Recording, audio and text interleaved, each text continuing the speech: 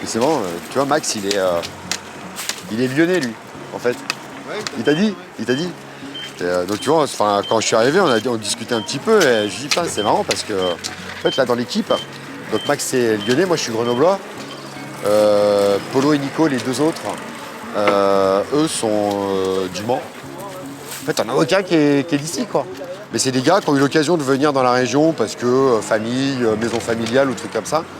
Et en fait, t'arrives là, putain tu goûtes à ça, tu peux plus t'en passer.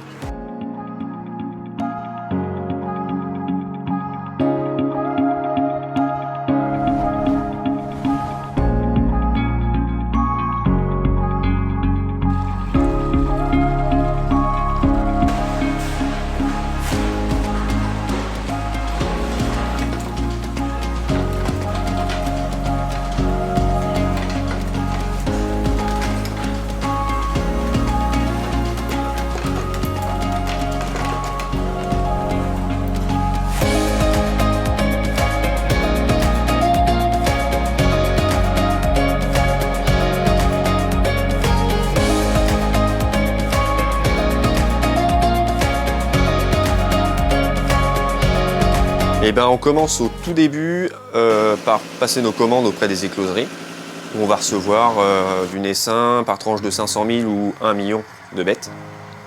Tout est reçu à l'entreprise, on met environ 2000 à 2500 huîtres par poche, dans des toutes petites mailles, puisque l'huître elle fait entre 6 et 8 mm.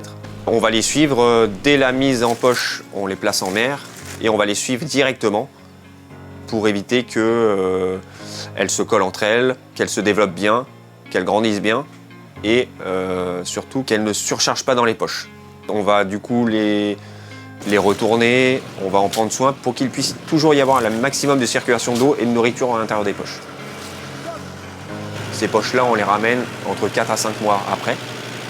La poche, elle fait plus 1 kg, elle en fait entre 9 et 10. On les tamise pour disperser directement les petites, des moyennes, des grosses. C'est ce qui va nous permettre de commencer à étaler en fait notre production sur les 2 ou 3 ans qui suivent.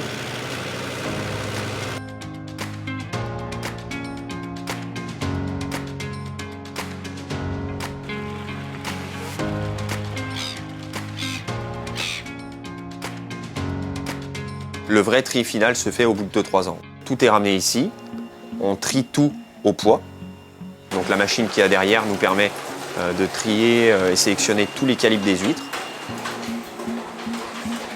Donc de savoir ce qui doit retourner en croissance pour les dans 6 mois qui suivent ou ce qui doit rester sur place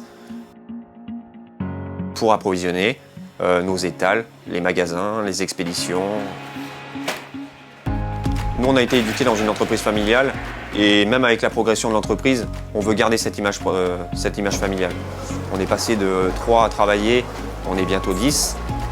Et malgré le nombre de personnes à travailler dans la société, on veut absolument qu'il y ait un lien étroit entre chaque personne qui nous permette d'échanger aussi bien sur la vie personnelle que professionnelle, mais qu'on puisse avoir vraiment un lien rapproché.